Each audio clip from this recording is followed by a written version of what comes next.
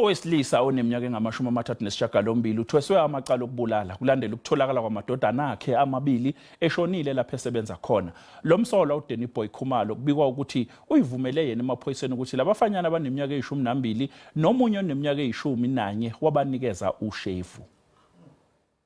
Isidumbu sikaLesigo oneminyaka eyi-11 kanye nesomfowabo uKoketso oneminyaka eyi-12 zitholakale lapho kusebenza khona abazali babo. Ubaba wabo kubikwa ukuthi uthumele umlayezo ngevideo kumama wabo emsabisa ngokumbulala naye. Kule video ubonakala ethela ushevu ekudleni kwezingane. Labo amamaziyo bathi ubemhlukumeza kakhulu umama walezi ingane nokugcine ngokuthi abaleke emzini wabo.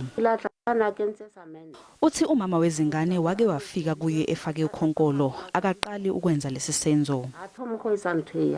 Unina wezingane uNthabiseng Mosiya uthi uKhumalo ubemhlukumeza kakhulu futhi wake wazama nokumbulala. Uthi ubelokhu engihlukumeza angaze ngicabanga ukuthi engenza into efana nale ezinganeni. Ngifisa ukwazi ukuthi kungani ebulele izingane zami. Bengimethemba njengamanje sengisele nengane eyodwa.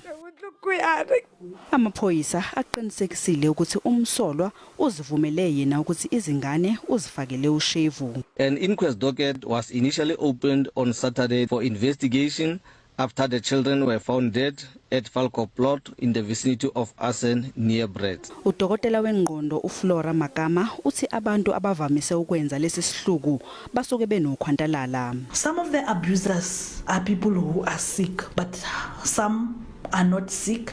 It is because of what they have experienced and they are coming with these irrational decisions. Umsolwa uDanny Boy Khumalo usagcinwe esitokisini kulandela ukuvela enkantolo yemantshi yaseBrits.